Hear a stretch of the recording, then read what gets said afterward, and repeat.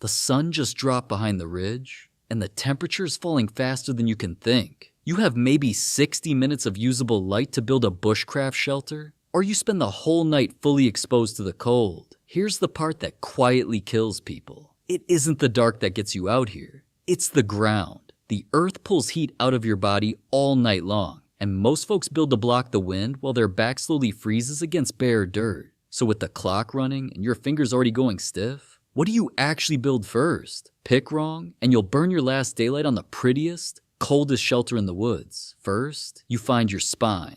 One long, sturdy ridgepole, ideally longer than you, are tall. This single branch decides whether your whole bushcraft shelter holds or collapses on top of you at 2 in the morning. You prop one end into the fork of a low tree or a stout stump and let the other end rest on the ground. That tilt is your roof line, and it should be just steep enough to shed rain, but low enough to trap your heat. Now, resist the urge to go big. A shelter only needs to be slightly bigger than your body, because every extra inch of space is air. Your body has to heat with nothing but its own warmth.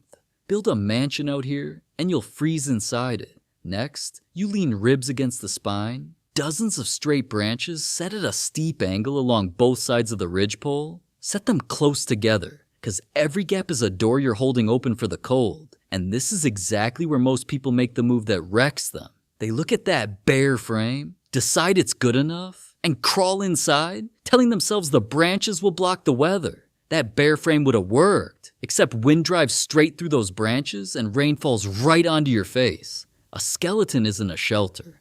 Without a thick skin, you've just built a fancy place to shiver yourself to death. So you start piling. Dead leaves, ferns, pine needles, bark, anything dry and loose gets heaped over the entire frame. And here's the number that stops everyone cold. You want that debris layer at least 2 feet thick, deep enough to bury your arm to the elbow. Thinner than that, and the night reaches right through it and into you while you sleep. Then you throw a second layer of light branches over the debris, so the wind can't strip your insulation off in the dark. Skip that lattice, and one gust at midnight undoes an hour of work in seconds. Now back to the real killer, the ground. Remember, the cold earth steals more heat than the night air ever will, so you stuff the entire inside floor with another thick pile of dry leaves. You climb in and crush that bedding down, then add even more, because leaves compress to almost nothing under your way. A hand's width of leaves beneath you is the line between sleeping through the night and shivering till dawn.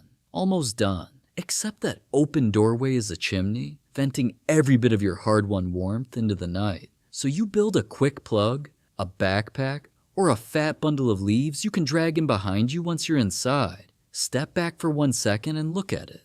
A ridgepole, a tight rib frame, 2 feet of debris on top, a packed floor, and a door plug, and the light is almost gone.